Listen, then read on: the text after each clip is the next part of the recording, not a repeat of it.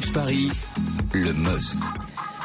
Et le must pour un éditeur, c'est de pouvoir travailler avec les plus grands designers. René Ada, bonjour. Bonjour. Vous êtes le fondateur de l'éditeur et fabricant d'objets design Lexon, qui fête ses 25 ans cette année. Qui l'eût cru?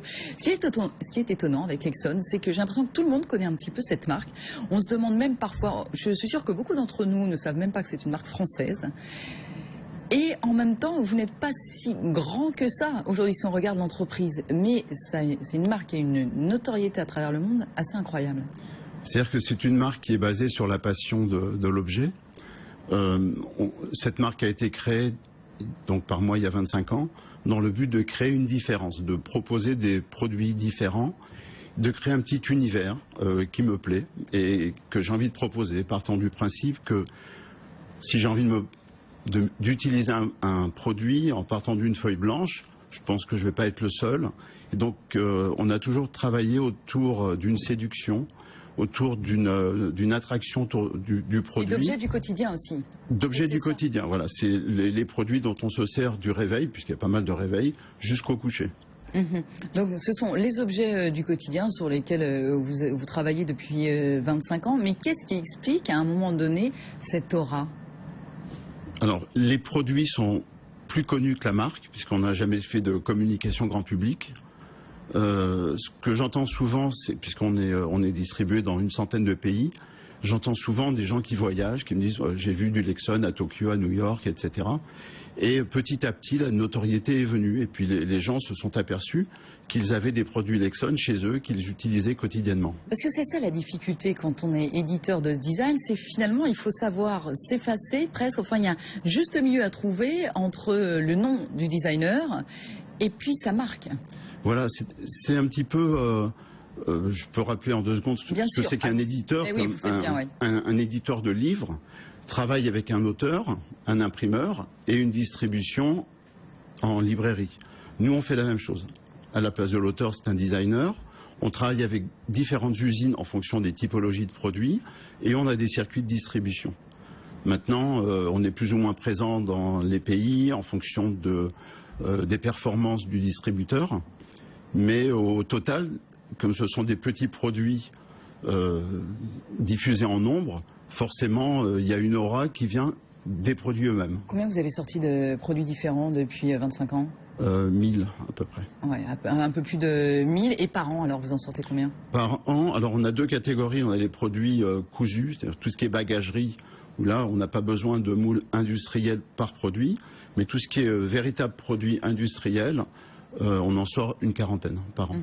Alors ça c'est intéressant d'ailleurs, la bagagerie aujourd'hui, ça pèse combien? Votre chiffre d'affaires est plus près de 14 millions d'euros, René Ada. Ouais. Parce qu'on sent qu'il y a une grande ligne. Est-ce que là aussi vous travaillez avec des designers et qu'est-ce que ça représente dans votre business aujourd'hui? C'est la moitié, c'est 50%. La destination de la bagagerie est beaucoup... c'est-à-dire que globalement, on fait à peu près la moitié en ce qu'on appelle le B2C, c'est-à-dire les ventes en boutique, et en B2B, les ventes en entreprise. Et en entreprise, la grande majorité des affaires viennent de la bagagerie.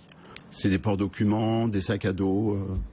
Et là, vous avez trouvé effectivement un créneau de développement important, ce cadeau d'affaires, finalement, ce que vous disiez, vous travaillez en direct avec les entreprises, c'est 75%, si on regarde au global de votre chiffre d'affaires, pratiquement. Non, c'est la moitié. La moitié. Et on ne travaille pas en direct, on travaille avec des revendeurs spécialisés.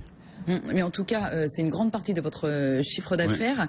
Ouais. Est-ce que ça s'amenuise un petit peu? Parce qu'il y a eu un grand moment du cadeau d'affaires. On sait qu'il y a eu des années plus difficiles depuis 2007-2008. Est-ce que justement vous avez dû vous diversifier? Comment vous avez géré les choses, René Ada? Alors, on est, nous, dans un haut de gamme par rapport au cadeau d'affaires. On est dans un produit à forte identité. Donc nos clients, enfin les annonceurs, comme on les appelle, utilisent nos produits pour des actions fortes. Ça n'a pas changé. Et notre chiffre d'affaires, en fait, est stable depuis 25 ans, enfin, depuis 5 ans, pardon, dans le cadeau d'affaires. Ça bouge pas. Vous n'avez pas... Ça bouge pas. On a des grands annonceurs dans tous les pays. On arrive à vendre en cadeau d'affaires au Japon, en Corée, aux États-Unis, en Angleterre, etc. Alors si je reviens à ma question de départ, René Ada, sur la marque Lexon et comment vous êtes imposé un petit peu sur le secteur du design, parce que bien sûr il y a tous les grands noms du design, on parle beaucoup de mobilier, c'est vrai que sur les objets c'est plus compliqué, il y a peut-être un petit peu moins de monde, mais en 1996 par exemple vous avez lancé la radio Tycho, T-Y-K-H-O, voilà c'est la version bleu clin pour cette année, c'est véritablement un produit culte créé par Marc Berthier. Elle a même fait la couve du Time Magazine en 2000. Qu'est-ce qui révolutionné? Est-ce que vous imaginiez que ce produit-là allait révolutionner ou en tout cas faire tant parler de lui? Alors l'histoire de ce produit est assez incroyable puisque on a commencé lors de la présentation à New York en 97. On a eu le prix du salon de Accent on Design. Suite à ça, la radio a été sélectionnée par le MoMA en collection permanente, donc on est au milieu d'œuvres d'art au musée de New York.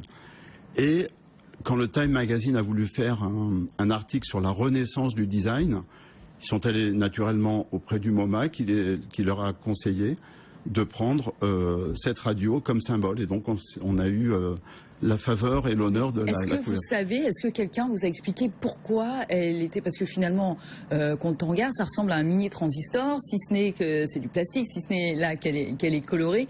Qu'est-ce qui fait qu'à un moment donné, elle reste dans les annales? C'est le temps, c'est le temps qui décide tout dans le design. On recherche tous l'intemporalité. Néanmoins, on peut dire que les gens du MoMA ont eu l'œil, puisque maintenant c'est une radio qui a 19 ans, qui n'a pas pris une ride et qui fonctionne toujours très bien. Et alors en plus vous en sortez d'autres, des radios, alors que finalement la radio, ça s'écoute plus sur des transistors. Si on regarde aujourd'hui ici, ça s'écoute encore. Et vous persistez, René Ada, vous en avez même, Eugénie Kittelett était venue ici même nous la présenter, la radio qu'il a travaillé avec vous, qu'il a présentée à Maison et Objets. Pourquoi vous continuez à miser sur la radio? Alors moi je défends l'idée du un produit, une fonction. D'accord. Je trouve que quand il n'y a rien de mieux qu'un réveil sur sa table de nuit pour se réveiller le matin, une radio dans sa salle de bain, très pratique, étanche, qu'on peut utiliser les mains mouillées. Voilà, c'est le côté pratique, fonction unique, et dont on aura, je pense, toujours besoin. D'accord, vous misez là-dessus, et ça fonctionne. Alors, par contre, on améliore l'intérieur. Il y a des nouveaux composants, l'amélioration du son, on va la sortir en rechargeable en cours d'année, on améliore le produit. Mais au niveau de la fonctionnalité, pour l'utilisateur, ça ne change pas. Vous fabriquez où? Alors on fabrique là où c'est le plus intéressant. Il faut savoir que pour fabriquer un produit industriel, on a besoin de sous-traitants. On a une moyenne de 10 sous-traitants pour un produit comme une radio. Il y a le fabricant du haut-parleur, des composants, du capteur Bluetooth, etc. Et donc il n'y a qu'un endroit au monde où on peut fabriquer ça. La Chine. La Chine. D'accord. Donc vous assumez aujourd'hui, vous dites, bah oui, parce que effectivement vous avez un vrai positionnement prix. Pauline Doltour qui a travaillé sur la collection Fine pour cette année, on va y revenir dans un instant, elle dit le petit plus de Lexon est le prix qui est dans une autre optique que les autres maisons d'édition. Le design est donc très abordable, fonctionnel et bien entendu très beau avec des matériaux très nobles. Comment on arrive à cette équation, le prix abordable, matériaux nobles? Par un bon sourcing, la meilleure équation usine-prix, qualité évidemment, et après il y a des quantités. Il faut qu'on débouche sur des quantités pour amortir nos investissements. C'est une obligation.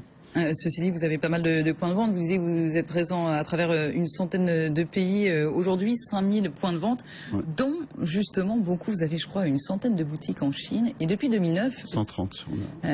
Depuis 2009, c'est ce sur quoi vous avez misé, René Ada. C'est justement la Chine, puisqu'on fabrique, on va leur vendre aussi. Voilà. C'est ça l'idée? C'est ça l'idée. Et on a une image, ça s'appelle Lexon Paris en Chine. On a ouvert en propre, on a une dizaine de boutiques et il y a donc 120 franchisés dans tout le pays. C'est une culture nouvelle. Pour eux, la difficulté au départ était que les Chinois n'écoutent pas la radio, était aussi qu'on n'offre pas ni de montre ni de réveil parce que c'est mauvais présage aux yeux des Chinois.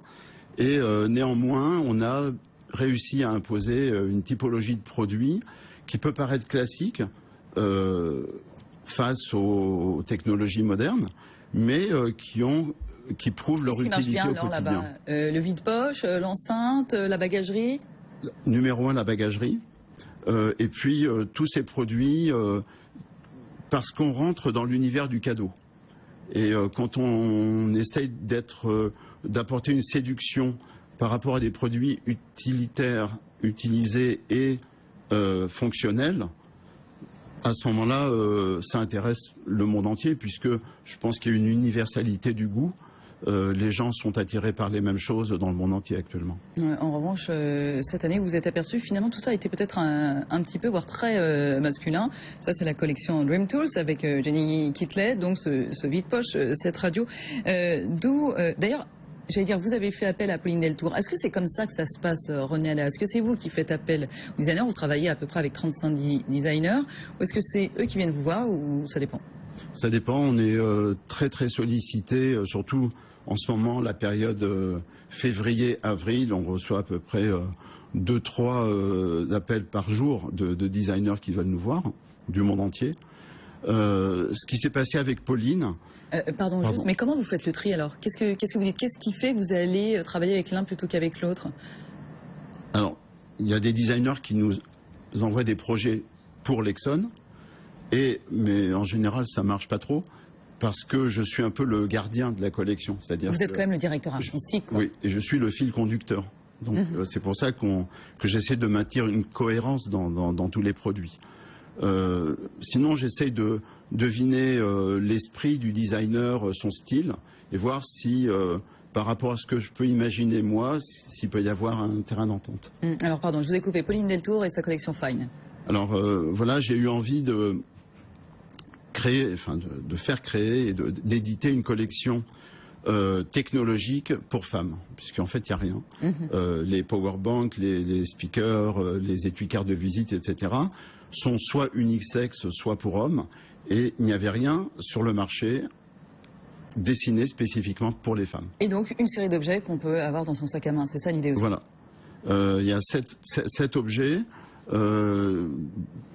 délicatement dessinés par Pauline Deltour. 3 objets ont déjà eu d'ailleurs des prix de design, parce que ça aussi c'est important de pouvoir donner un crédit aux produits. Donc il y a beaucoup d'organismes qui décernent des prix de design à travers le monde. Et donc le départ, le lancement de cette collection a eu lieu en 2015, avec 5 produits, on en a ajouté 3 cette année. Et quand on s'adresse aux femmes directement, on voit que ça plaît. Vous avez lancé une boîte à secrets aussi oui. assez amusante. Combien vous lancez de produits par an finalement, René Ada? On édite 40 produits par an, plus la bagagerie. Ça fait à peu près 80. Cette boîte à secrets, racontez-nous un petit peu, c'est quoi le principe, c'est quoi l'idée? Alors l'idée, c'était un projet de fin d'études d'un designer, un projet de fin d'études qui a eu lieu il y a 15 ans. Puis on se connaît, on a sympathisé depuis plusieurs années. Il m'a dit, écoute, je voudrais te montrer un truc, je ne sais pas si ça peut te plaire ou pas. Et donc c'est une grosse boîte qu'il avait fait à l'époque sur le principe des biberons pour enfants, avec du faux lait qui a l'impression dont le volume baisse. Et on a repris ce principe, enfin il a repris ce principe, on l'a adapté à un format plus conventionnel. Et l'idée est de cacher ces petits secrets. Ça peut être du chocolat, ça peut être des médicaments, ça peut être ce qu'on veut, des clés. Et là encore, c'est du plastique.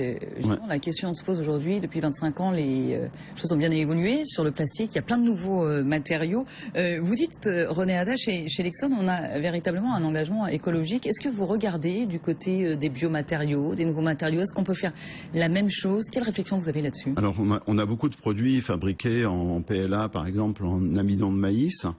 On s'aperçoit que finalement ça ne change pas grand-chose. Moi, ce que je prône, c'est la longévité des produits. C'est-à-dire qu'un produit qui va rester sur un bureau 15-20 ans va polluer beaucoup moins qu'un produit soi-disant écologique qui va être à la poubelle au bout de 3 mois. Ça, c'est votre vision des choses. Donc on n'a rien trouvé de mieux que le plastique aujourd'hui? On trouve... de toute façon, on peut tout recycler. On a il y a beaucoup d'essais, il y a la fibre de bambou, mais on ne peut pas Rien avoir. ne vous a convaincu. C'est-à-dire qu'on n'a pas la même flexibilité au niveau de la fabrication. Avec la fibre de bambou, c'est un peu comme la mélamine, ces matières-là. On est avec des moules latéraux, c'est-à-dire qu'on peut juste avoir des formes ouvertes et on n'a pas du tout la facilité et le potentiel des formes qu'on peut obtenir avec de l'injection. Pour l'actualité de 2016 René Hada, il y a bien sûr toutes ces nouvelles collections. Après, il faut les vendre. On parlait de 5000 points de vente. Vous allez être au Galeries Lafayette. Nous y sommes. Vous y êtes désormais depuis le 1er février. Oui. C'est ça, au Lafayette Maison. Et puis l'e-shop. Alors l'e-commerce, ça arrive. Voilà, on est déjà très présent sur Internet via des sites assez performants. Et on sera présent, nous, directement, à partir du mois de juin.